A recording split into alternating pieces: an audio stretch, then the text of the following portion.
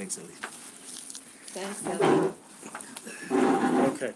To see previous recordings. You have to go on the Tzemach Tzedek website on Tzedek. YouTube. You should subscribe to YouTube Tzemach Tzedek. YouTube Tzedek.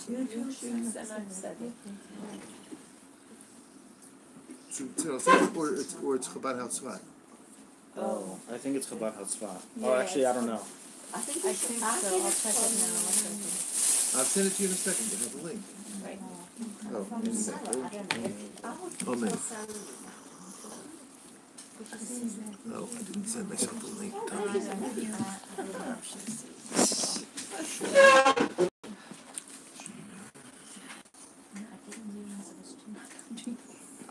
With a interesting discussion regarding the origin of the names of Reish Chodesh. Yeah. This is not an advertisement, but it is found in this really good book that I think you can buy here in the Chabad House. I've never seen it. It was written in... Well, who is the author? Let's not talk about that. The main thing is what he writes. A competitor? Okay. Share link. So let's begin. The name of the month actually of Shvat, which we'll get to eventually when we in this discussion, is very concurrent with the current meteorological events happening in Israel. Okay, where do the names of the Jewish months come from? Ever wonder that? We are so used to saying it. If we told someone it's going to be Tchias HaMesim, right? We're going to meet all the people coming from Tzas. We have a huge cemetery here. There are going to be thousands, maybe hundreds of thousands of Jews. And they're going to ask us, they meet you on the street, so what month is it? You're going to tell them, it's tonight's Reish Chodesh Shvat. I said, what? What'd you say? Reish Chodesh Shvat. And he doesn't know what you're talking about. And what after you talk to the guy, he tells you that he was born about 3,000 years ago. Where do they come from? How did we get to Shvat or any of the other names? So we have a Yerushalmi.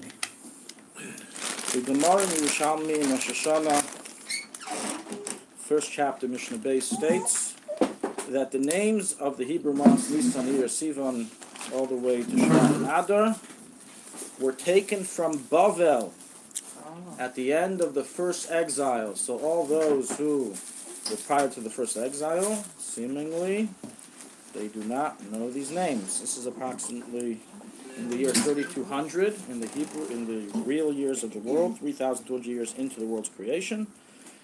On the secular calendar, 500 before the Common Era, 500 BC, which is approximately the period of time that the Achashverosh and the whole story with Esther, etc. So, basically, what we see from here, and this Gemara is recorded in the Rishonim, that the names of the month are actually not Hebrew names. They are names that from Persia or from Babylon, and they are rooted in the Akkadian language. This is an extinct language. It is no longer spoken today. It's an East-Semitic language. It used to be spoken in ancient Mesopotamia. So we no longer have this name, this language, but that is the origin of the names that were taken from there. This is why you will notice that when you learn Tanakh, all 24 books, you don't see mention made of any of the names of the months. Yeah. No Nisan, no Tishrei, nothing. The reason is very simply because they were not yet coined with those terms. What were they referred to? Numbers. We are in month number 11 tonight, starting tonight. As the Torah, don't forget, commands us, this is the first of the month. This is the first month of all months. Rosh Chodeshim Yelochem, going on the month of Nisan. Officially, according to Torah, you're supposed to call the months by numbers, by names. And that's why, most likely, there weren't any names given prior to the descent from the exile of Bavel. And that's also why there are some Rishonim who rule, such as the Ramban, that it is actually forbidden to give the months a different number than the number according to Torah. So, for example, the Ramban on this week's Parsha, Parshas Bay, this is where it's discussed. So it's a good time. I didn't even think about the connection, but the whole source of Rosh Chodesh is from this week's Parsha, Parshas Bo. Chodesh is a Lechem Rashi Chadash. So the Ramban, Al Torah of this week's Parsha teaches that it's forbidden, it's a Torah command to count the months. And accordingly, if you would count, let's say, right now we're in Shvat, which is, let's say, the English. If we would say, right now we are in 01, we just call January 01 instead of calling Nisan 01. And according to the Ramban, it says the Minchas Chinuch, that is a prohibition. And one cannot do so. Others argue, but nonetheless, the best thing is to try to avoid giving numbers to the English months and rather to use names. If it's necessary for legal purposes or whatever, you do what you have to do. But nonetheless, l'chatchila, the best thing is to use the English names. This is unlike what some people think, that the English names of the months, January, February, are idolatries. They are idols. Going back to paganism, Greek mythology. That is incorrect. They are not idols. They are not considered shemes of psalim, and therefore there is no prohibition in mentioning them. They're secular terms, and there's nothing wrong with mentioning them. So writes the Iyun Yaakov in Maseches Megillah, that you can call their names, the months, by their English names. And so we find the Ramah in Shulchan Aruch, he mentions dates, and he writes the 1st of Yanuar, when he's discussing New Year's. The day that we've mentioned a few times as a original Catholic holiday, and that's why we have the prohibition of saying Good Yom Tov to such people, or Happy New Year's. So in that area of Shulchan Aruch, he mentions in Hebrew Yanuar. So there's always no prohibition in the Hebrew names, but to call it in numbers, some people think it's better to avoid the Hebrew names and just say the numbers. Incorrect. Better to say the English names than to say the numbers, which would transgress the Ramban's statement as is understood by some poskim. Likewise, the weekdays, they are all considered mutter to be said. They have nothing to do with idolatry. And even regarding the years, we find that Gedolei Yisrael were accustomed and are accustomed to use English secular years. And there's nothing wrong with it. L'chatchila, you should use the Hebrew years, but if you need to use a secular year, there's no problem for doing that. The minhag is to write for their count or lim isparim, and you use a secular date. But to write the years of the secular date is also not a problem. We see many Gedolei Yisrael in their books have done so. Going back, the Rebbe explains in a Sikha the internal meaning behind the taking these names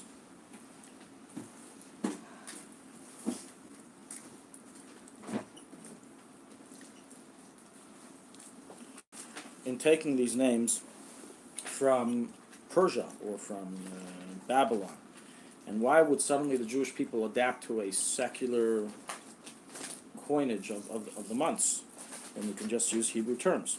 So Rebbe explains something which is a very basic concept Chassidus explained regarding Purim and Hanukkah, that our whole purpose is not to just propagate the Kedusha, holiness, in its raw state and have everything else just disappear in comparison, but to take everything of the world and slowly elevate it to Kedusha. So therefore, when we took these terms from the Akkadian language and we now use them for the Jewish months, we elevate the entire language of, I guess, Akkadian. And so this is an avodah in and of itself when we use the Hebrew terms. That's interesting. You say Acadian Mm-hmm. because in part of Canada there's an Acadian people. Do they speak the Akkadian language? I don't know if they sound maybe French. I don't know. Mm-hmm. It's interesting. I'll have to look it up. One correction, I said before that the names are not mentioned in any of the 24 books, so in the last of the 24 books, such as Megillas Esther and Ezra, we do find some of the names mentioned. That was in that period that it happened. It was by Golos Bavel, that's Ezra, Zechariah, Megillas Esther.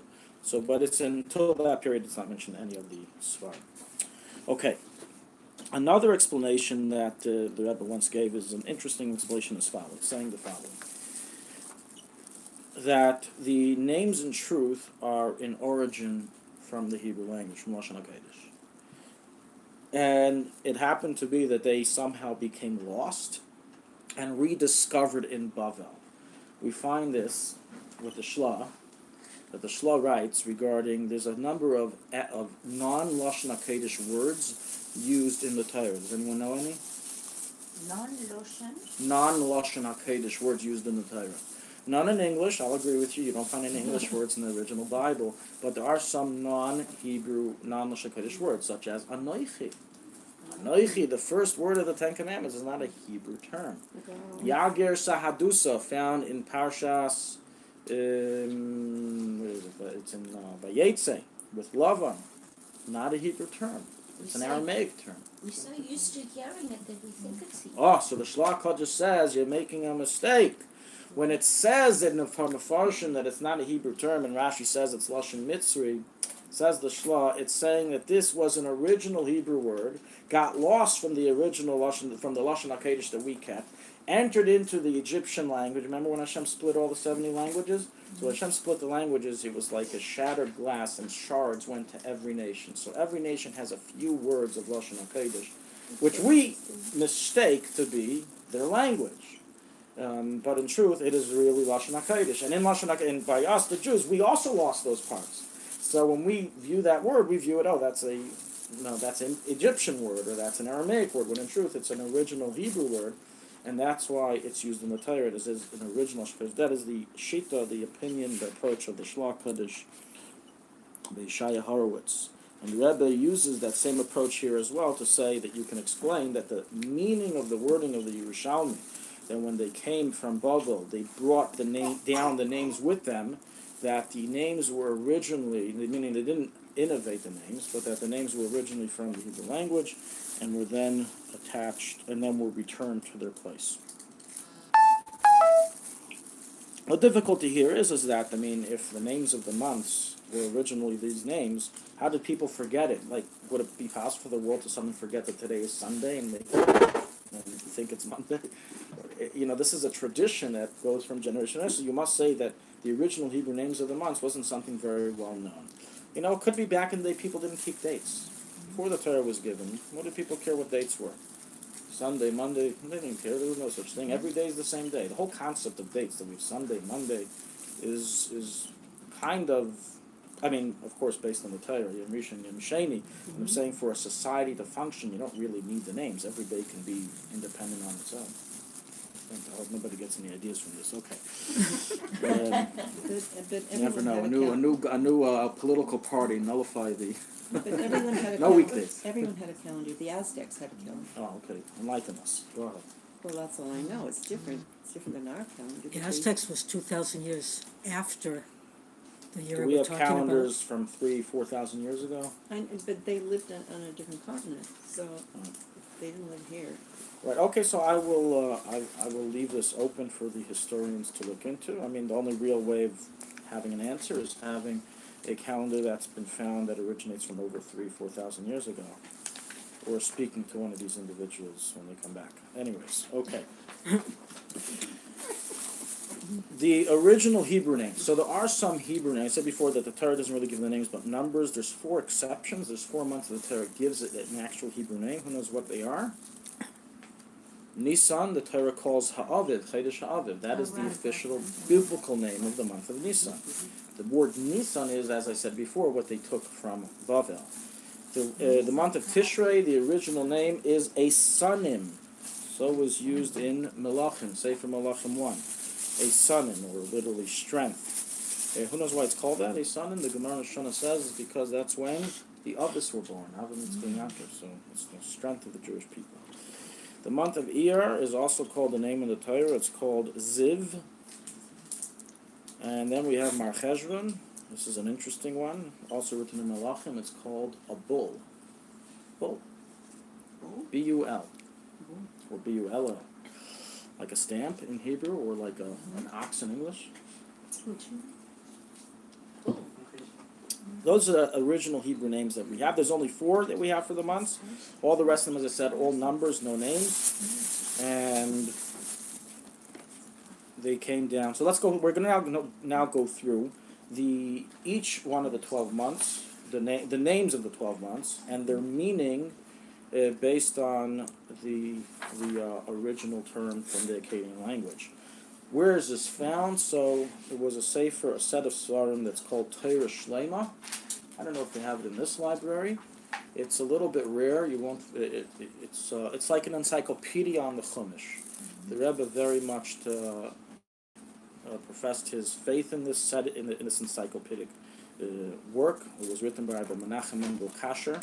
It's I think like 30 or 40 volumes, thick volumes, very thick volumes on the Torah.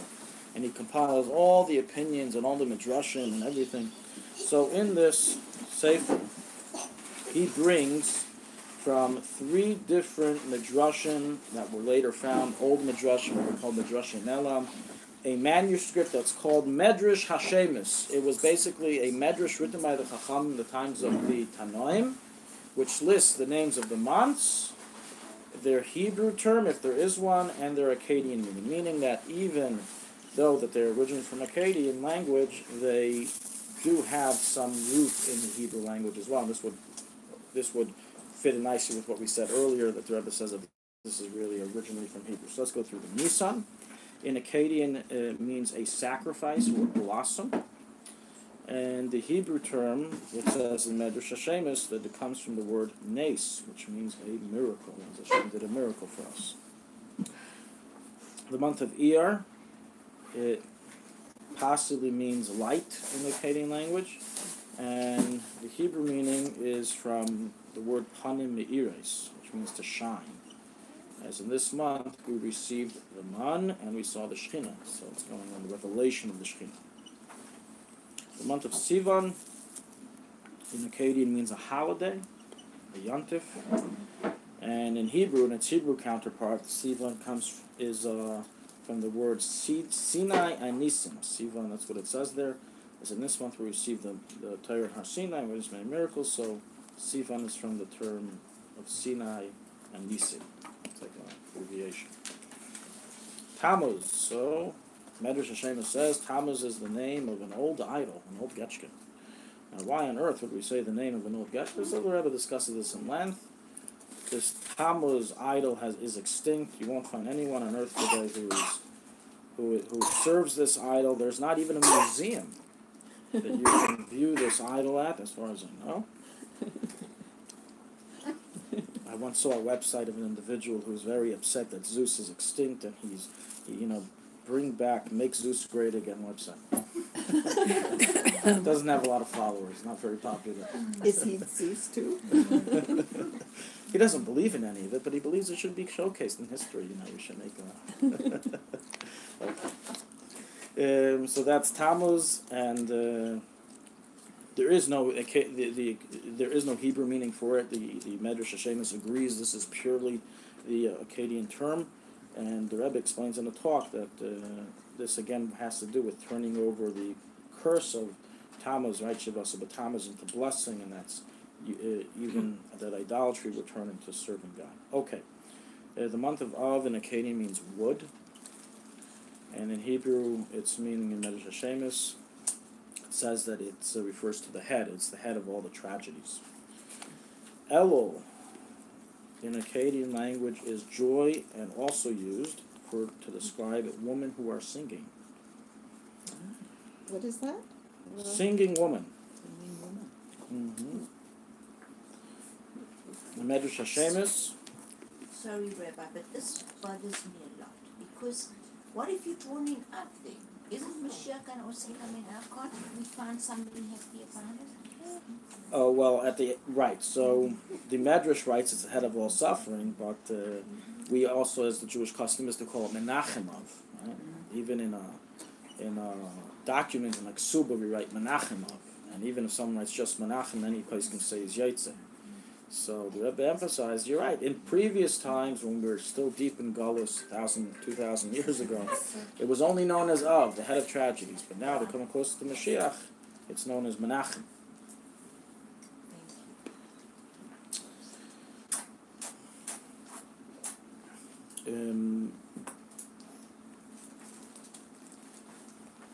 Okay, Tishrei in Akkadian means beginning, and the Hebrew word, it says it comes from the word Tishri. This is Medrash Hashemus. It says which means to leave, as Hashem clears us of sin. Some of these things don't make so much sense, but I'm just reading you what it says. So what is the Hebrew word? Tishri. It says Tishri means to leave. I don't know where we find it in Hebrew that Tishri means to leave. This is what says Medrash Hashemus. The word Tishri means to leave, and it represents being cleared of sin. We're leaving our sinful state. Mar Cheshvan, it means eighth, like the 8th month, because that's what it is from Nisan. And the Hebrew meaning, says the Medrash Hashemus, is of Cheshvan is from the word Israchish, which means that happened, occurred. As what happened in the month of Cheshvan? The temple was built by Shlomo HaMelech. Remember we said before, Chodesh, no, it's Chodesh Nisan. Anyways, the temple was built, and therefore we emphasize that idea. It was completed on that day, on that night? Well, we know that the Chanukah Sabayis was on Yom Kippur. So what it means that it happened in the month of Cheshvan, I'm not exactly sure. Maybe some part of the construction, maybe Tarek construction in the way to Chanukah Sabayis, I'm not sure. We're almost up to our month. Kislev. There is no known, that we know, Akkadian meaning for it. The Hebrew meaning of it comes from the word Kasil, which says the Medrash Hashemus was the name of a star from which the rain is dependent on. Strange. Kislev has to do with rain. Likewise, Tavis in Akkadian also means rain. And Shvat, who knows what Shvat is? Shevet, which means a staff. And the Medrash Hashemus says represents the hitting of the rain on the earth. Sound of a staff. So when I was walking here, I heard the rain very hard on the ground. I'm like, wow, this is Shvat is coming. This is the month of Shvat. Adar, the month of Adar in its Hebrew term comes from the word Adar, which means great, as this is the month that Moshe was born. So that sums up our discussion of the months. I'm sure many other people have written on this and different expositions of what the names mean and their roots, but this is from the original Medrash Hashemus, a manuscript from over 2,000 years ago with the Tanoim of what the counterpart to. Okay, we're continuing in the laws of Shkamas HaBoker, specifically morning conduct, specifically regarding morning conduct and the morning blessings. We began last week, and we're going to review and continue from where we left off. We're on page 192, for those in the book. 192. So last week we explained that Birchas HaShachar was innovated by the Chachamim in the times of David HaMelech for the sake of reciting 100 blessings a day. We explained the reason for that is that David enacted the 100 blessings a day institution is because 100 people were dying a day and he didn't know why, and he discovered through Ruach HaKodesh that it was due to the lack of bracha. So it doesn't mean if you don't say a bracha you die, chas v'shalom. It means that the 100 blessings draws down a certain level of divinity which helps to protect the Jewish people. The Jewish people were at war during David's time. They had many battles, so there were 100 a day dying. This was to hint to him, say 100 blessings a day and get this protection. We mentioned the Ben Ish Chai writes it's to kill the 400 klippas, 400 evil klippas, the 100 blessings, destroy that. The Rekeach writes the 100 blessings corresponds and negates the 100 curses mentioned in Deuteronomy and Dvarim. And Chassidus is explained that specifically Birchas HaShachar gives one the koyach, the power to start his day properly, and that's why it's so important to say it on time, as we'll discuss later on. The Alter Rebbe rules in the Shulchan Aruch quite a novel ruling, which we don't find in previous poskim, that Birchas HaShachar is initially meant to be said immediately in the morning. It doesn't mean the first second you wake up, but it means it's not meant to be delayed. In negation of what some are accustomed, like Polish Chassidim, that they say it in shul. They wait till they get to shul and then they say it by the Amud. We specifically say it at home, as the Chabad custom. It's the first things that we do in the morning. And the spiritual reason behind it is, explains the Rebbe Rashab in the Maimer of Tafresh Ayin Beis, is because this gives us the divine energy to be capable of battling the Yetzer Hara for the whole day.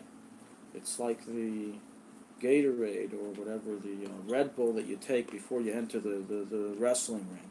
So what's it going to help if you wait till the middle of the fight and then you take it? Right. You got to take it in the beginning. You can be too late. Too late. You can be too weak to take it later on. So these are our, call it the Nefesh Kiss pills, okay, to give some nice, strong morning breakfast to our godly soul, so we can have some good ammunition to battle with the Yetzer Hara. It's also a good way of how to get up in the morning. Yetzer Hara tells you go back to sleep, right? And you say, wait, first I'm going to say morning blessings, and then we'll talk. By that time, okay. The Rebbe Shab says is that in a deeper level, this represents that when a person first wakes up, his mind is very coarse and insensitive. In fact, the Pasuk calls us when we wake up in the morning an animal. I'm sure that's happened to people being called that name by other people in the morning as well. But the Pasuk actually calls us an animal, like a bama, behema, or an abomination. And the reason for that is because when a person first wakes up, his senses and his godly soul and everything else that's meant to make him be in his right frame of mind is not fully geared up yet. It's like the computer, when you turn it on, it goes slow, and you have to wait till it finally gets its act together. So we're not that much different, and so the idea of grouchy mornings is actually quite biblical, the idea of grouchy. And What'd she say? She's so relieved. and that's why we have all of these different spiritual breakfast menu material prepared for us, so we can get out of the state and begin. That's why also it's brought down. I mean, Adin, it's forbidden to eat before davening, because before you daven, when a person's in this state, his soul is not refined enough to be able to refine the food, to make sure the food goes into the right areas, and not just use it as ammunition for the Yetzer Hara. Okay. Regarding the number of the blessings, this is already new material. This is where we ended off last week. So it's recorded in the Rishonim, such as the Rambam and Hilchos Tefillah, as well in Sifrei Kabbalah and Chassidus, that there's a total of 18 brachas of Birchas HaShachar. Now I know if you count, you will find more than 18, but there was a 19th added. Who knows what that 19th was? Hanoisei Layo'ef Koyach was not said back in the day. So if you listen in to anyone who's going to be saying brachas when they come back, they were born before 1,000 years ago or 1,200 years ago, before the Goldstein, you'll hear them skipping this bracha. Yes, why do you skip this bracha? What bracha? It wasn't instituted yet. It only became instituted in times of the Goldstein and onwards, and it became a whole discussion. Are you even allowed to say this bracha? Why not? We'll get into that later when we get into each one of the blessings. But the point is that notice something interesting, which the Mekubalim and Paiskim point out. The 18 blessings of the morning correspond to the 18 blessings of Shemona Esrei. Now, Shemona Esrei also got a 19th bracha, and so did Birchas HaShachar. In fact, the Arizal explains that a nice and Layav Kayach is corresponding to V'lamal Shinim Alti Sikva, which is that 19th bracha. As when we're saying a nice and Layav Kayach, he gives those that are tired strength. He's not just talking about the morning coffee, that we're blessing Hashem for making coffee, or for giving us, re-energizing us, but spiritually, that since there's so much, that there's kfira, and we said before, a person wakes up insensitive, we're referring to spiritual energy. That Hashem gives us spiritual energy to do a new day. Rizal explains this very interestingly also regarding Malbas Sharumin. He says that just like we have physical clothing that most people change every single day, so too there are spiritual garments that we change every single day. And those spiritual garments that we wake up with anew is what helps us be able to really start a new day and start everything fresh.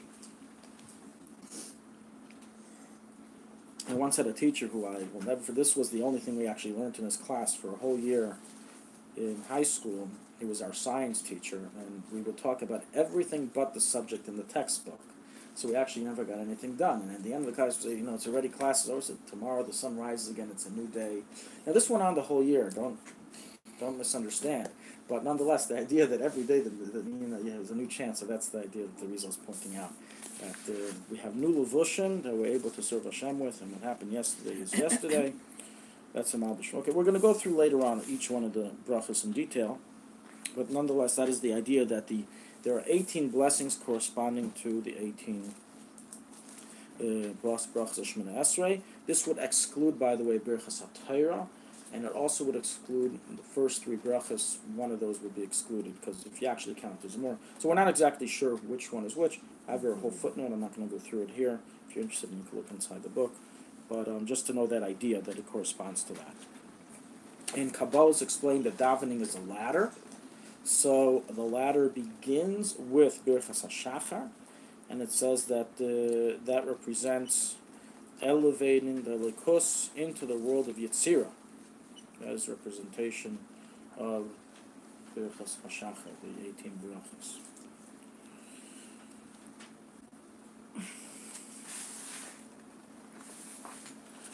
We're also going to learn later on regarding the bracha that we say of Hamav Shena Me'enoi, that according to some opinions you actually fulfill your mitzvah of davening through saying that blessing. So very similarly, you also get 18 brachas of Shemona Esrei in its corresponding state when you say the 18 brachas of Birchas HaShachar. So we're going to go through now the brachas one by one in their detail, halachic details, as well as their meanings, why we say them, what is the halacha regarding woman, should woman say this bracha. We mentioned last week that we're doing this week in Eretz Hashem, Shasani Kirt Sinai, and so on and so forth. So let's begin. Al Natilas Yadayim we covered in length in previous classes. We're going to give a very short summary of that, and then we're going to continue. So we explained that after waking in the morning, one is to wash his hands near his bed, a first washing without getting up, and then we immediately proceed to the bathroom, assuming the bathroom is needed, and we delay the bracha until after the bathroom is used. If you don't need the bathroom, and you won't need the bathroom for some time, then you would say the bracha right there and then. We said if you're doing so, the best thing is, in order to not have the tummy water in front of your bracha, to save a revius, which is about this much water in the cup, and spill it when you're done your washing, and that nullifies the impurity of the water, and then you can say your bracha on to the Sudan. But in normal circumstances, you would be saying the bracha only after using the bathroom a second time. After you use the bathroom, you wash your hands a second time, and you say on to the Sudan. We explained that the custom based on Kabbalah, and so is the Chabad custom, is to raise the hands to the payas, to the area of the sideburns. And as soon as we raise it, we say the blessing, and that is followed by Asher Yotzer and kind of Shamas we're going to explain now. Asher Yotzer. Although we explained in length, we had a whole chapter discussing bathroom use and Asher Yotzer, that was regarding the bathroom. There is something unique regarding Asher Yotzer in the morning, which we're going to discuss now. Why do we say Asher Yotzer in the morning? Can you say it even if you didn't use the bathroom? Is using the bathroom a prerequisite to the blessing? What if you didn't sleep the night before? So it's as follows. Asher Yotzer of the morning, as opposed to Asher Yotzer after bathroom use, which we all know why we say it, has 3 different reasons of why it was instituted, why the Chachamim instituted it. One reason is simply because most people, when they wake up in the morning, they had a bathroom fast, and they need to break that fast, so they go to the bathroom, right? They didn't go to the bathroom the whole night. And so very simply, without getting too deep, that's the reason. Which would mean that if you did not go to the bathroom, you would not say a bracha. That's the first simple approach.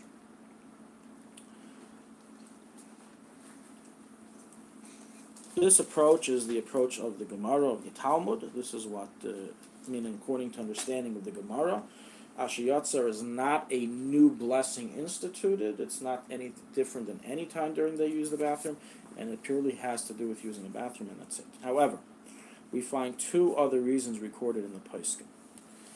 Number 1, or number 2 I should say, is that it's a thanksgiving blessing to Hashem, nothing to do with the bathroom, that Hashem made you into a new creation upon waking up. We said before, you wake up new, every day is a new day. We should thank Hashem for that. Do we have a blessing thanking Hashem for that? You may say, what about Maidani? Well, Maidani isn't a bracha. But what about Elikai Neshama? So the Mishnah Berurah explains, based on the Vilna Gaon and the Magen Avram, that there's a difference between Asher Yatzar and Elikai Neshama in this regard. Elikai Neshama is referring to thanking Hashem for giving you a rejuvenated soul. Asher Yatzar is thanking you, Hashem, for giving you a new body, a fresh new body. What does that mean? Fresh new body. Right? That you're physically re-energized. It's referring to physical rejuvenation.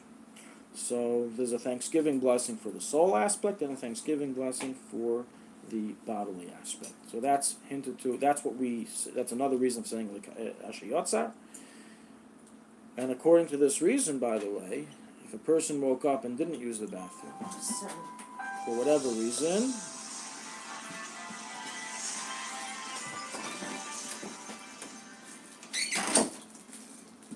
if a person didn't use the bathroom for whatever reason, he would say the bracha of Asher Yotzar.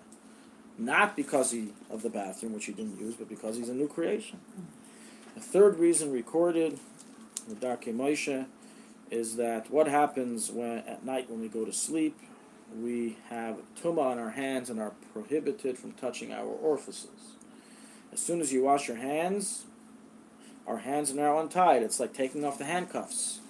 So we thank Hashem that the Asher Yatzar, he says, is going on, that now we have the ability to once again move our hands freely and blow our nose and do whatever else we need to do in the morning. So these are three different reasons. They have ramifications regarding the question if you didn't use the bathroom or if you didn't sleep at night. Bottom line halacha is like this. The bottom line halacha is that lichatchila, the poskim rule that one should try to use the bathroom in the morning before saying Asher Yatzar. However, what's up? If a person is unable to, he does not have to delay saying Asher Yatzar until he goes to the bathroom later on in the day. He is to say it regularly as part of the brachas, as rules the second reason. This is the custom of the world, that we never nullify Asher Yatzar, even if you didn't use the bathroom. So long as you woke up in the morning, you would say Asher Yatzar as part of morning blessings, even if you're unable to use the restroom. This is the Ashkenazi custom, not Sephardim. Sephardim keep to the original Talmudic law, and they do not say Asher Yatzar unless they use the bathroom beforehand.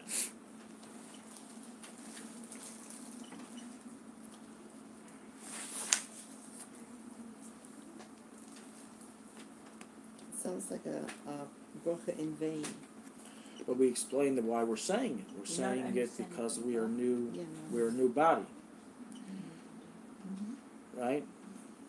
If you say the only reason why I was instituted for the bathroom use, you're right, it's in vain. But if you go according to the approach that it's being said for the rejuvenation of the body, then it's not a blessing in vain. That's why it's being said.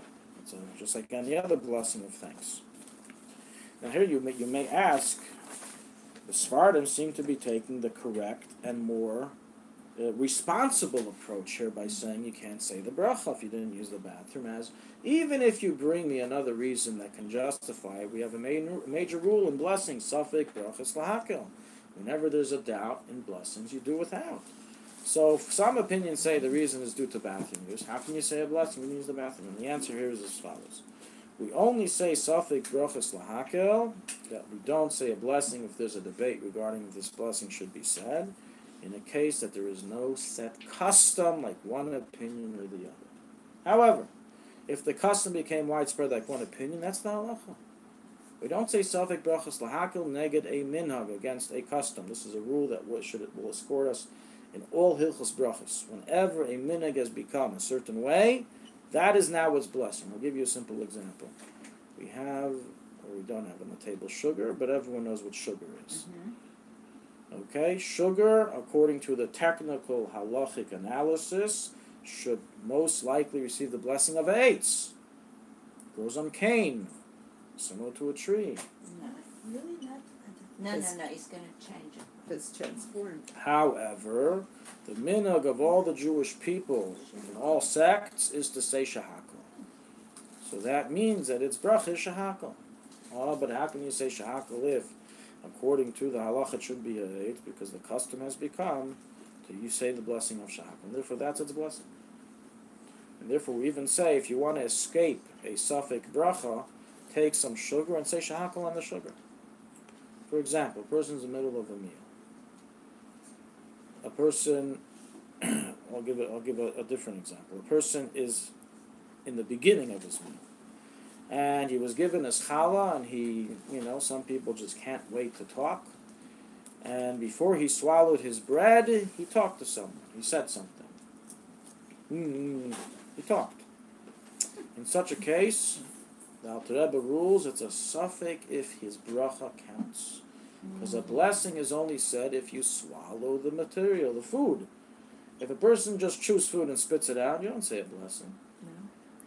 So if a person talked before swallowing, which people who don't know this halacha unfortunately do, but they should never talk before swallowing anyways. It had nothing to do with blessings, but nonetheless. If a person did this, they now are in a big problem, because the problem is not just with this little piece of bread that they're about to swallow, but with their entire meal. Because if hamaitzi didn't count, then they never said it before bracha on any of the food. So what do? No need to worry. Take some sugar, or any sugar-based shahakal product, say shahakal on it, and have in mind to cover the rest of your meals. But you say shahakal on bread, it counts. That's what's brought on the person to do. Wow. That's the escape route. Bread? Not on the bread. On the sugar. You have the On chocolate sugar. or something on the plate. And you say shahakol on that. Mm-hmm. If you spoke before you swallowed your food. Now, according to the opinion that says, according to the main approach that says that ideally sugar should be a eitz, what are you doing? Not only are you not helping the situation, because maybe it's really ha'etz, so shahakal was levatala, so you weren't yaitze the bread, but furthermore, maybe you now enter yourself into another brach, suffix brach, because maybe it's supposed to be eitz instead of shahakal. The answer is that once the minhag has become to give it a shahakal, that is the halacha, and therefore, even initially you can say shahakal on the bread, on the sugar, and have it count for the bread, and that's the eitzah that's brought down on Maisa to do. So initially we don't talk till you swallow, but if it happened, then that's what a person should do. And in any case where they have a doubt if they should be saying a bracha again, just take a piece of candy. That's why it's always good to have little, chocolates with you for emergency situations. And, surprises. Sugar bits. So when you say to eat sugar, you mean literally a spoon of sugar, or something that's anything that's sugar? shahakal. Anything that's shahakal. Anything shahakal. Yeah. But what are you going to do with the chocolate in a meal? Usually it has to be a dessert. Dessert, right. So it would be, and you can't take a ha'etz. Ha'etz is not going to be ha'etz of your bread. So the best thing is shahakal. Okay, that's the only thing you give. The best thing is sugar. That's the example given. Does that apply to anything that you eat? If you make a bracha on it and say, if I would eat one of these and say down notes and then talk before I've swallowed it, does it apply Absolutely, to that as it well? would apply to anything that you say a bracha on and you didn't yet swallow. There is a suffix if you're yaitse, so you should take a piece of sugar and say shahakal on the sugar. So there must be some- Okay. So part of dieting is making sure to swallow your food before you talk. I don't Oh, does anyone abstain you have from the sugar intake. Yeah. A halachic diet. Okay. Yeah. In the event, so this was just all to explain of how the Ashkenazi custom is that we say the blessing and we don't pay attention to the debate of why this blessing was instituted. Perhaps Shanabi said didn't use the bathroom. The bracha of Ashiyatzar is meant to be said, it's written in the Paiskim, Alter brings it in the Shulchan Aruch, immediately after the blessing of Amatilas Yadayim. It's meant to be sandwiched together. If you didn't do it, you're still yaitse. But lichatchila, initially, it's meant to be said immediately after washing the hands and saying the bracha of Amatilas Yadayim.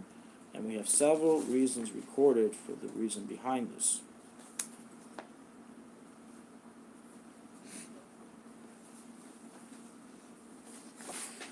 Number one is that we said before, according to one Pirush, they're related to each other. One of the reasons behind Ashiyatzar, we're thanking Hashem for now having the handcuffs taken off our hands. How were those handcuffs removed? washing the hands. So therefore we approximate the two blessings. Another reason is because one is obligated to recite Asher Yatzar as soon as possible to awakening, because we said according to the minhag, the blessings going on, the pleasure of being rejuvenated. So you have to say a blessing as soon as you get the pleasure. So since you have to do it right away, as soon as you're done your Asher Yatzar, you have to immediately go to, as soon as you're done Al Tilas Yadayim, you have to immediately go to say Asher Yatzar. In the event, we have two questions left in Asher Yatzar. What happens if one did not sleep at night? Does he say it? And what happens if he did sleep at night, woke up, used the bathroom, and then woke up again, and did not use the bathroom? Does he say Asher Yatzar? So let's start with the first question.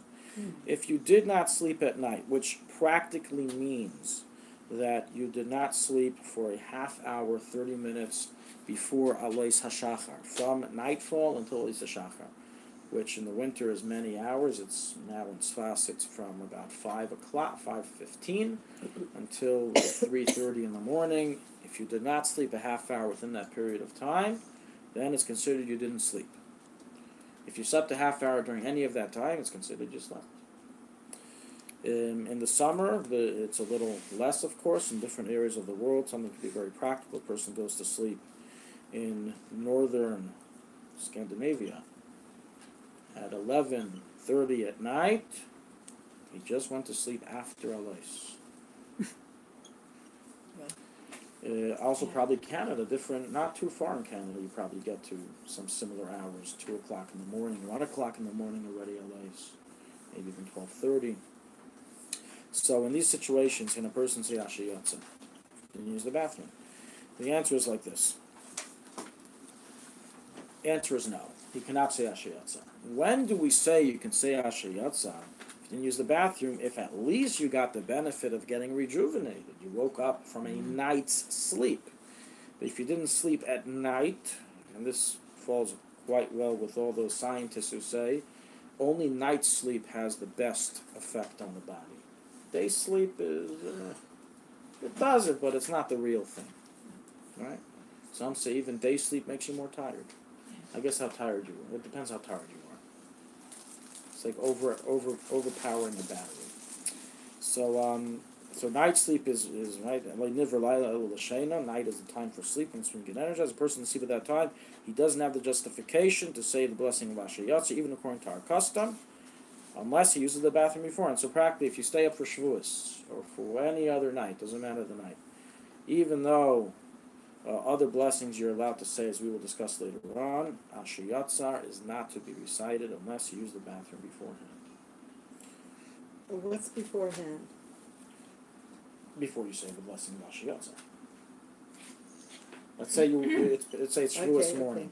It's 5 o'clock in the morning. You're saying now all the morning blessings. Go to the bathroom, wash your hands, and say Asher Yatzar. But if you can't go to the bathroom because you just went at 3 o'clock, When you said the bracha. correct, and you can't say it again because you didn't use the bathroom. Yeah. Okay. I used to work nights. Oh wow. Okay. So this is unlike what some have publicized, that you say all the morning blessings even if you didn't sleep at night, including Asher Yatzar, the Mechilas Kvei Teirasam. This is not a correct approach. Asher Yatzar you cannot say, as ruled the Paiskim, Ksei Shulchan and others. You have to use the bathroom beforehand in such a situation. Next scenario: you woke up in the middle of the night. You used the bathroom. Should you say Asher Yatzar then? Should you delay it till later on? If you said it then, do you get to say it again later on? The answer: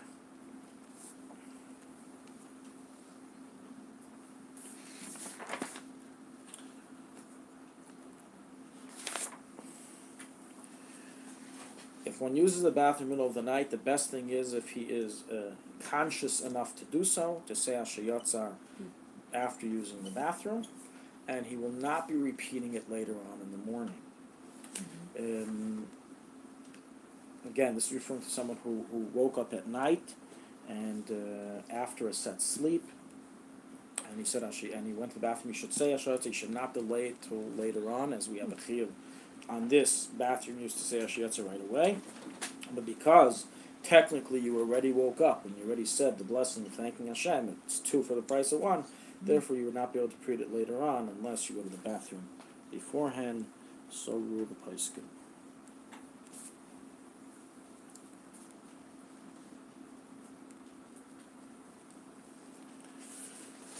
Okay, Elokai Neshama, our next bracha.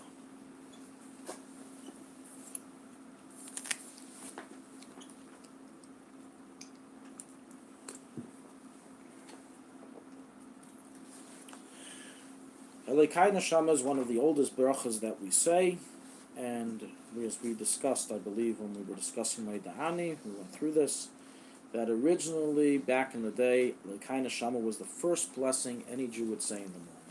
As soon as they woke up, they opened their eyes, they would say, Elokai Neshama Shenasata Bi. It was the original Maida'ani. Quite a longer version, but it was the original Maida'ani. Why did they change it? That suddenly now we don't say it anymore. So they say this generation of summaries. We can't handle any more long statements. So, right. That's a quick statement.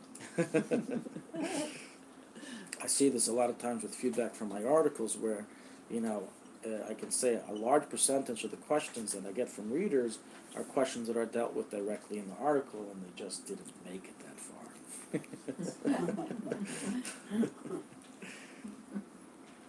Anyways, okay. So the halachic reason why is because Elokai Neshama contains the name of Hashem. The name of Hashem cannot be recited as states the Zohar. If you slept at night, and even the Talmud agrees, if you slept without clothing or with areas of the body uncovered that you may have touched, it's forbidden to say it till you wash. So therefore, in order to say the blessing right away, we say a make-believe blessing. It's in place of a blessing, which is Maida'ani. That's how Maida'ani came about, to fulfill thanking Hashem immediately. And then we go ahead and do the real thing later on, which is Elokai Neshama. That's the real bracha that we are obligated to say, thanking Hashem for returning our soul. The meaning of this blessing, it's explained in Kabbalah and Chassidus, that it refers to the descent, the Alter Rebbe explains in Torah, refers to the descent of the soul below into the body. So, the neshama starts off in the world of Atzilus. It's united with Hashem, Elokai Neshama Shenasata Bi. When we say Tahirahi, it's pure and refined, that's referring to before it descended below.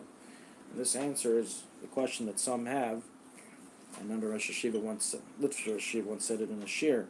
He was asking, why do we say Neshama Tahirahi? It's not Tahar. We see how many sins people have. It's not Tahar at all. He didn't learn yet Tahar. Maybe by now he has. But at that time he didn't yet learn Tahar. And the answer to that is because there's different levels of the Neshama. The Neshama in its original state in Atzilus is absolutely pure, sinner or saint alike. Everyone has a pure Neshama in its essence.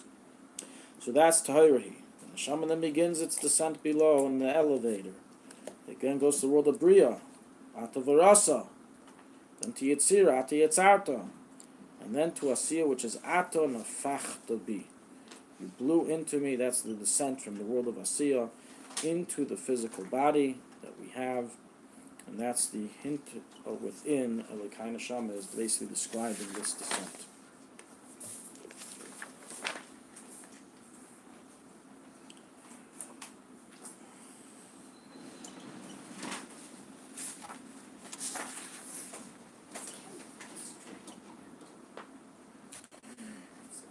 It's brought down in the Mishnah Brura that when a person says Elokai Neshama, they have to pay attention to the following pronunciation nuances. We're on page 198. I'm going back after. Okay, and that is that you have to make a break between the word Elokai and Neshama. Don't say Elokai Neshama, which sounds like my soul is my God. You have a lot of people who think that they're God. My soul is my God. No, your soul is not your God. My soul, right? Elokai, sorry, my God. Neshama Shenasata Bi. I'm thanking you for giving me the soul. But if you say it quickly, Elokai Neshama, then it can sound like a person saying that his soul is his God.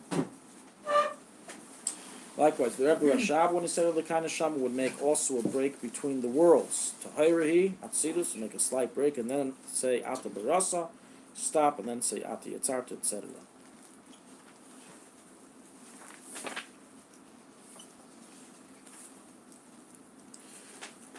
Elokai Neshama, as we know, does not begin with a blessing. What's the reason why? Why do we see some blessings that begin with a blessing and some that don't? Where is a bracha that begins with a blessing? Asher Yotza. Halakai neshama does not begin with a blessing. What's the reason? The reason is because blessings that are of called hida'ah, of thanks, as opposed to of benefit, of pleasure, berachas hanenin, since the entire blessing is thanks, therefore they don't need to begin with a blessing, they only conclude with a blessing. This is the general rule. The Chachamim coined the blessings. If it's a blessing called berachas hanenin, a blessing of pleasure, or a blessing of a mitzvah, it begins and ends with a blessing. So, for example, we find Havdalah begins and ends with a blessing. Kiddush begins and ends with a blessing. All the brachas of foods begins with a blessing. Alamichya begins and ends with a blessing, right? Benching. So if it has to do with mitzvahs or with physical benefit, Asher Yatzar, you went to the bathroom, begins and ends with a blessing. But it has to do with a thanksgiving blessing, which is not thanking Hashem for the benefit, but it's not a blessing Hashem for the benefit, which is basically like asking permission, but it's the idea of thanksgiving, so then it doesn't begin with one. That's why the Kaddish doesn't begin with one. Nonetheless, the poskim record that initially one is to approximate the blessing of Elikai Neshama to the bracha of Asher Yatzar. So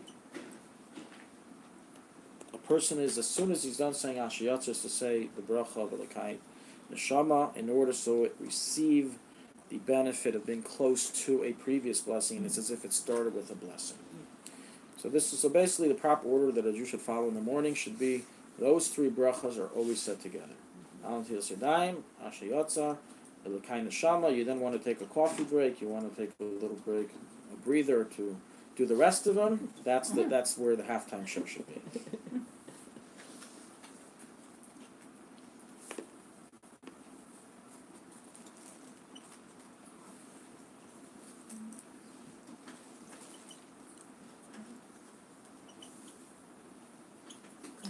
Regarding the Sephardi custom, so even though the Beis Yosef doesn't write to approximate the blessings together, practically the Mekubalim, the Chidah, the Ben Ish Chai, and the Kaf HaChaim all record that it is to be said in approximation, and I believe that is also the Sephardi custom as they rule, which is usually the case. Based on Kabbalah, Rizal explains that they must be set together because Asher Yatzar and Elikai Neshama represent the two spheres of Chachma and Bina. So to say Chachma and then to wait and not do Bina right away, it ruins the Yichud, the unification. That's similar to a husband or wife waiting impatiently for their husband to come pick them up in the rain. So this is much We all know Chachma. this. Without an umbrella.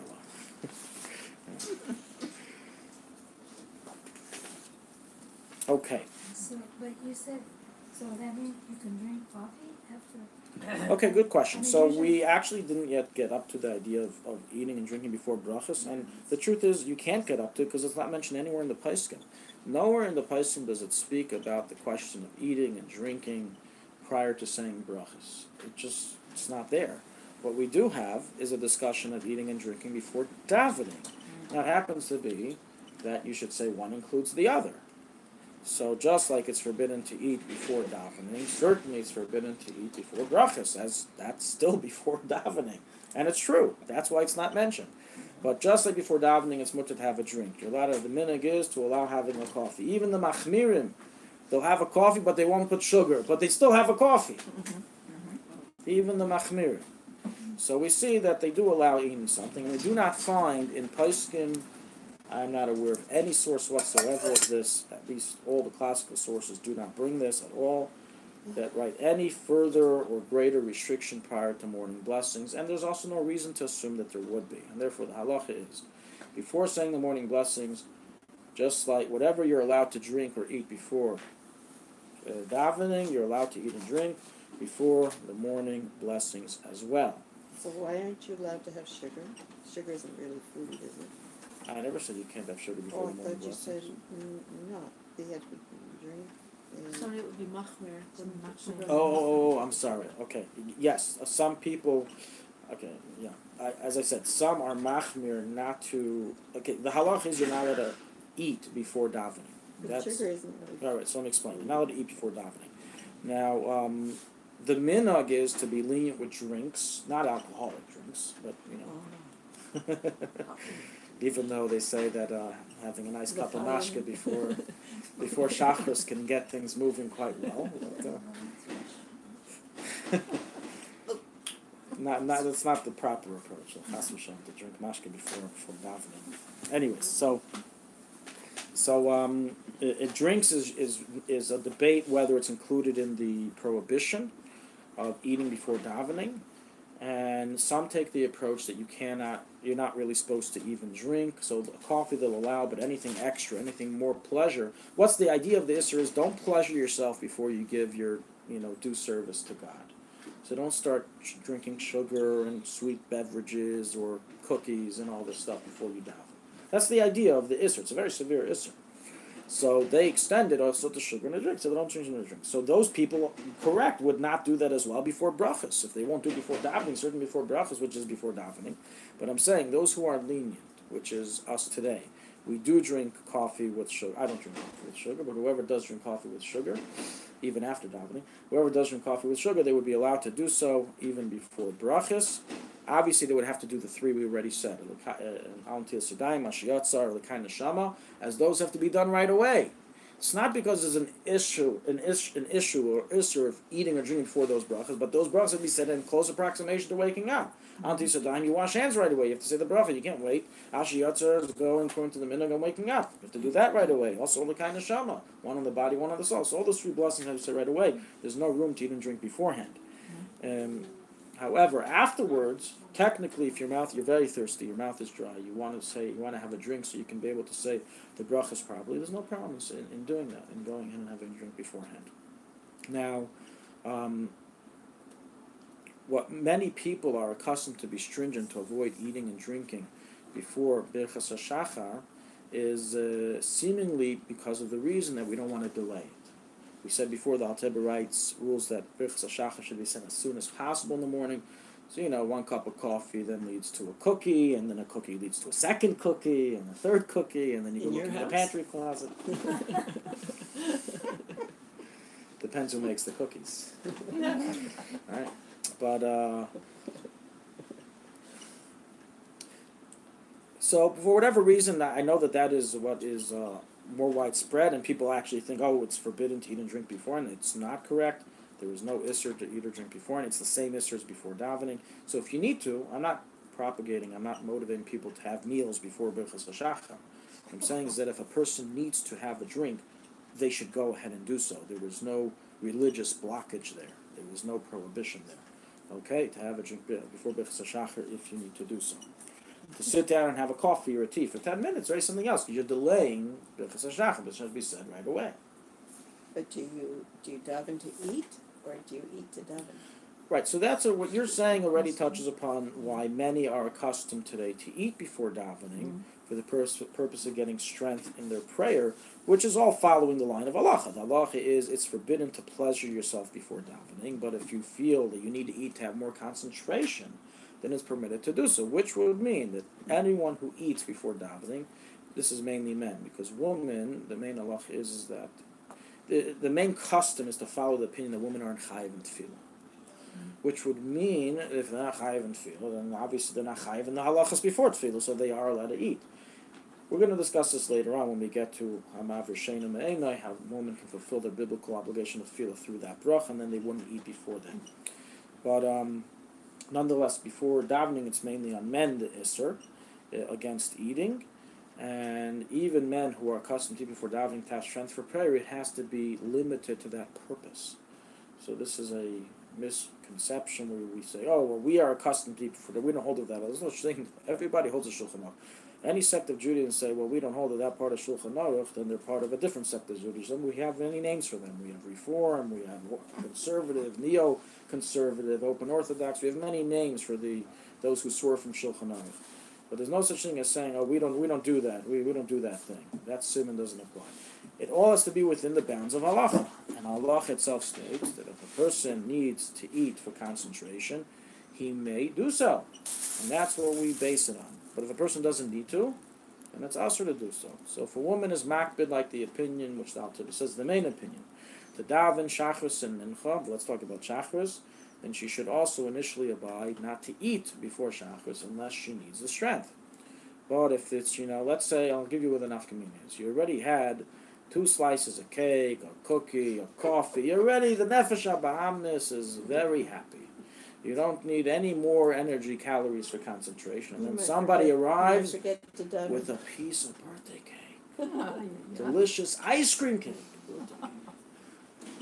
The Nefesh HaBahamis says we need this too. But according to Halacha, there is absolutely no heter to eat it at all. Doesn't matter what your affiliation is. Your Lubavitch, your Chassidish, your Sephardi, makes no difference. Such a heter was never given in such a case. You can eat what you need. Past that is forbidden before davening.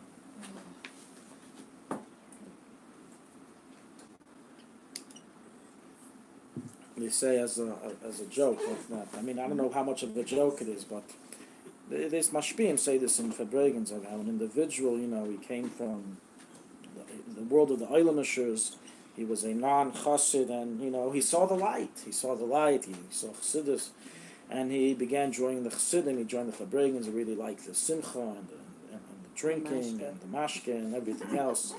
And he became a chassid. He left his yeshiva. He was in a very proud yeshiva. And after about 2 years in, his Rosh Yeshiva decided, I'll come visit him and see what's happening with this soul, with this neshama, what's going on with him nowadays. The chassidim got him.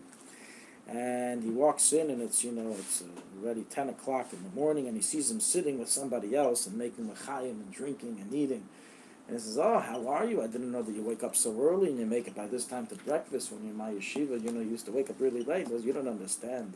Kveda Rosh Yeshiva, I haven't even davened yet." So he said, "Well, when do you plan on davening?" He said, "Emir Hashem." So he said, "This is what you came to Chassidus for? You came here to eat and drink and slob away before davening?" He said, "Listen, this is the beginning. Emir Hashem, I'll get there one day."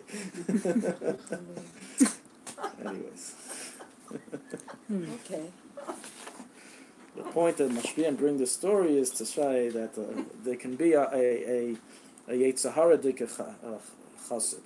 That he comes to Chassidus in order to take the leniencies, kaviyachol. And really the purpose of the leniencies are all for the sake of stringencies. So a person daven better, a person have greater kavanah, as the secretary of the Rebbe Rayatz, whose name was Chatsha Feigen, Bichesko Feigen, Hashem Yikim Damov. So he wrote a whole article in Hatamim, which was, you can say, the first Lubavitch journal ever printed in history. Today we know we have Beis Moshiach, Kfar Chabad magazine. The first one ever was Hatamim. It was under the Nasius of the Rebbe Rayatz, and they say many of the articles written by Rebbe Rayatz and the Rebbe. One of those articles, Chatsha Feigen was one of the leading Mashpiyim, Timcha Tmirim, the secretary of the Rebbe Rayatz. He wrote that those Chassidim who make a joke out of Zman Tefillah, and they daven after the time, after Chatzos, and they're not doing it with all the reasons and preparation and causes that the original Chassidim did to delay the time of Shulchan Aruch, and they are causing that the avodah of those original Chassidim go to Klippa. Oh. And he wrote a whole protest letter against this phenomena of people going ahead and being mevatel the zmanin of tefillah. There's no room for it. It's only in the case where it's the result of avodah, of service of God, that's necessary. So that push the time. But to push the time even initially, this is where the chassid took leniencies of chassidim and not the stringencies of where they're meant to lead to. Okay. One who woke up before morning, before Aleis Shabbat. Person wakes up at 1 o'clock in the evening, 1 o'clock at night. The baby's crying. They want to use the bathroom. They want to check something. Whatever it is, they woke up in the middle of the night. It's not yet morning according to Halacha. So we find in Halacha a directive of what one is supposed to do in such a state. The Alter Rebbe brings in the Shulchan Aruch in chapter 6, based on the Magen Avram and other Paiskim, also recorded in the Mishnah Berurah, that when a person wakes up in the middle of the night, so first of all he has to wash his hands because he walked out with Amos. So regarding Al Natilas Yadayim, you have a choice. You can say Al Natilas Yadayim now, or you can say it later on in the morning. So that's your choice. You can do whatever you want.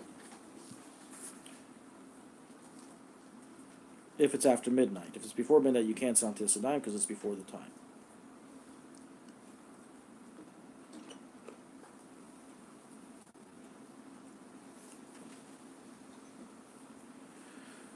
Okay, regarding Elikai Neshama, however, what's written in those sources is that a person is to say Elikai Neshama without the end blessing, and then when he returns to sleep and wakes back up again, he says Elikai Neshama in the morning with the end blessing. In other words, a special halacha where we're saying blessings twice, but we're not really saying the blessing because we're not concluding with a bracha. So the person wakes up, and they got up, and they're up and awake. Before they go back to sleep, they say Elikai Neshama without Hashem's name, and then at night, and then in the morning when they wake up, they should repeat it, but this time with Hashem's name. Now, from the Shulchan Aruch itself, this is what it says. The later poskim explains a very important clarification. If a person is just rolling out of bed for a bathroom use and returning, you don't have to do anything. Don't worry. Wash your hands, go to the bathroom, come back. You'll take care of everything tomorrow morning. But if this halacha is said in a case that a person is waking up doing something, he's getting out of his slumber, he has to take care of something in the middle of the night, he's up dealing with the baby, or she's up dealing with the baby. Changing the baby's diaper more than I can. It depends how long it takes. If it's a quick change, but if they made up their back and everything, it's a whole ganza and Megillah, then it depends how long. If it's a real waking up, that's when this halacha comes in. So you don't have to take this fanatically, where every time a person wakes up in the night, use the bathroom, they then have to go ahead, wash hands. You could say you can delay it if it's Avchat Sois, but then the kind of Shem I have to say without Hashem's name, and we didn't finish because also Amapil you have to say again.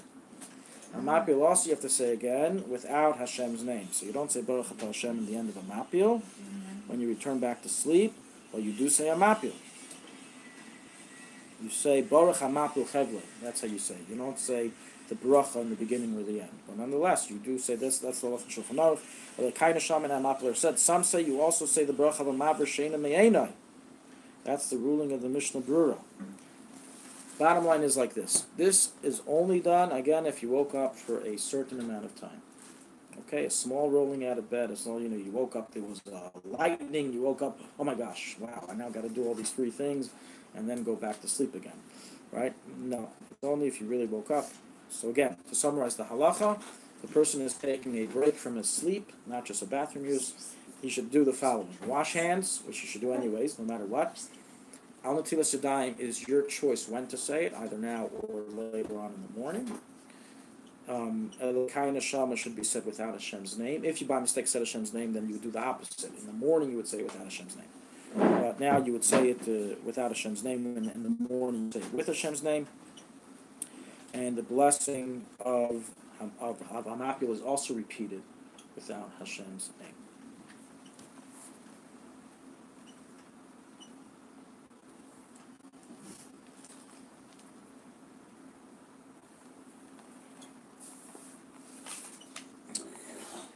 In the event that one did not sleep at night, what do we do with Elikai Neshama? So there's a major debate of whether we apply the rule of Elikai Neshama, apply the rule of all the other blessings to Elikai Neshama. We will learn in Meretz Hashem next week that there's a major debate in the Rishonim regarding whether the morning blessings were instituted to be said in all case scenarios. Just every day you get these benefits, so every day you should bless Hashem. You personally slept or didn't personally sleep is not relevant. Or you have to actually get the benefit. So that machlekes is as well over here by Elikai Neshama, but it's worse because by the other cases, everyone, the final ruling is that, as we will learn, that we do say the blessings every day whether you slept or not. But by Elikai Neshama, it's under major debate in the Paiskin, and therefore some sects of jury will not say Elikai Neshama if they do not sleep at night. They will skip the bracha. Chabad. The Alter Rebbe in his Siddur took the position that it is not to be said. You don't say Elikai Neshama if you didn't sleep at night. Practically, however, the widespread custom today amongst Chabad Chassidim is to say it. What's the justification of going against the ruling of the Siddur? It's based on, of the Alter Rebbe in the Siddur, it's based on a statement of the Rebbe Rayatz that he told someone in Yechidus. He told him that the directive to the public is not to say it, as the Alter Rebbe rules, and the directive in private to the individual is to say it. Now, what does that mean? It's a very strange statement, because who's the individual, who's the public? Bottom line, if I were asked at that moment when that person came out of Yechidus and asked, so should I now tell the whole world that the directive is that the individual should say it? I would say, absolutely not. You got a personal directive in Yechidus, the public directives do like the sitter. But, for whatever reason, the widespread custom has become to say it. So that's widespread custom today. I can't necessarily say that's a Chabad custom. The Chabad custom is what it says in the sitter, that we don't say it. But nonetheless, the widespread custom is based on the Yechidus to go ahead and say the kind of Shama. I as well say it based on that. And there's a dispute based on the Arizal, whether it should be said, not be said, but nonetheless, this is the debate on the issue. Some do, some don't, and everyone has upon whom to rely.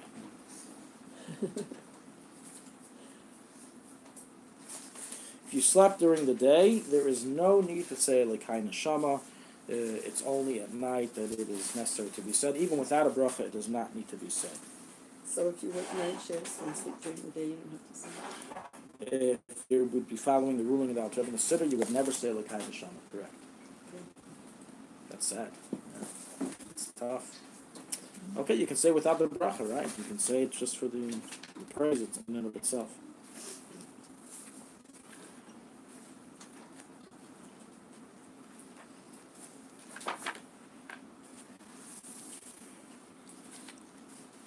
Okay, let's begin, and we'll have a few minutes left. Let's just begin the order of the 15 blessings, the remaining 15 blessings from Nesim Asaf, and we'll stop in the middle when the time comes, and we'll continue this next week.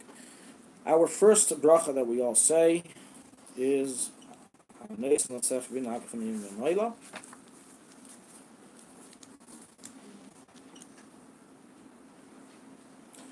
What is the reason behind this bracha? We are, as we know, we're giving Hashem thanks for creating the rooster, which wakes us up in the morning. In today's nusach, for the alarm clock, the smartphone that knows how to get us up. Right? They have great alarm systems today. Alarm Me, it's a very good app if you have trouble with it. It can get very annoying, and then you're so upset at the alarm that by the time you get to turn it off, you've already woken up. Anyway, so we thank Hashem for giving us something to remind us to wake us up. This is the pshat behind the blessing. However, spiritually, the spiritual meaning of it is explained as follows. This is from the Alter Rebbe and Torah and the Rebbe Shab in Tafrei Shayin Beis. That the spiritual root of the rooster is in the world of Yetzirah. A rooster comes from Yetzirah, page 198. From the Malach Gavriel, roosters are Gvura. Roosters are rooted in Gvura. And it says the following: at night, just like we go to sleep at night, likewise in Gan Eden, the neshamas go to sleep. Yeah, interesting. Souls go to sleep at night in Gan Eden. It's not a 24-hour day party. It's not the city that never rests. It's not like New York, the Big Apple, right? They go to sleep in Gan Eden. Now, what does their sleep mean? It's probably a little different than our sleep, but there's a concept called removal from consciousness, which makes a lot of sense, because a person isn't able to have a constant aliyah without a break in between, and the souls also, every day they can rejuvenate their excitement and avodas Hashem and love of God, and that's done through that break at night. So there's darkness in the spiritual world, it's nighttime, and then Gavriel is the official dorm counselor for the neshamas. Gavriel, the malach, comes in, and he wakes everyone up. What time? Chatzos. Everyone wakes up in Gan Eden at midnight. Doesn't matter which side you're on, which side of the world.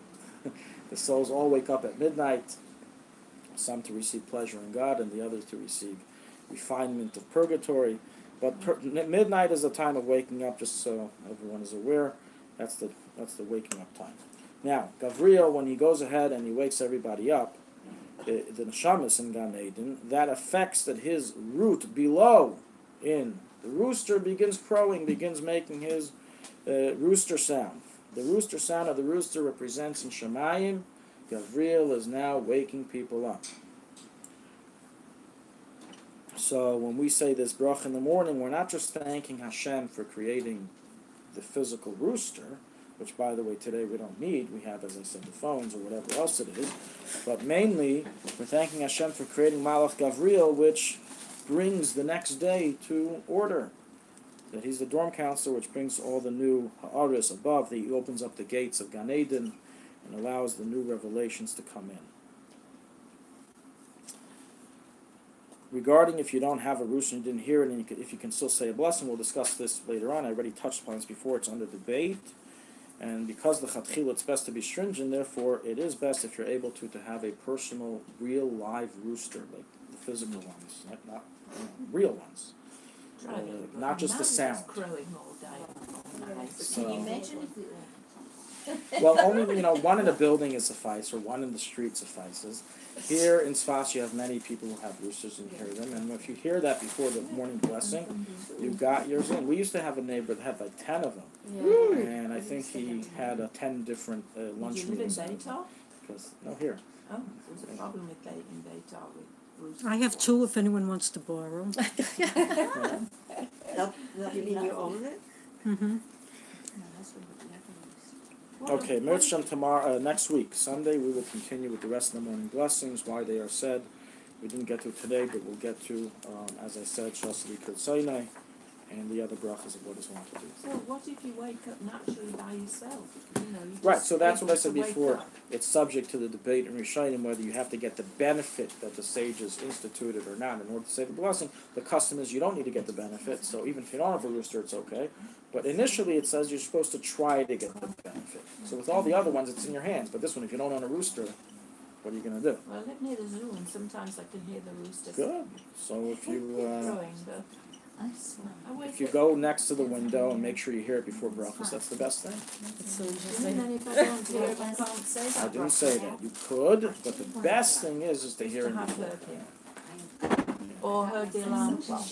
Well, that was a joke. It doesn't really go on that long. You're not Yaitse, Mason Zefivina with them, according to the stringent thing. It has to be a rooster, because specifically the rooster has its root in Malach Gavriel. This isn't rooted in Malach Gavriel, this is rooted in South Korea. It's South Korea. Samsung is a South Korean company. Yom Kippur, they start davening at like 4:45. I was up there. I was in Fula, and I'm thinking, and they had light, and I didn't have light where I was staying. And I thought, I wonder if it's too early to say the brothers. And just then I heard the rooster crow, and I said, oh, great, I'm all see. What about the sound of a rooster? Even if you record the rooster, real rooster. No, not 20. I hit like 5, I don't know, 7, 8, I don't know. Our neighbor is down like under our window. We have a That's neighbor. the problem with saying the brothers, because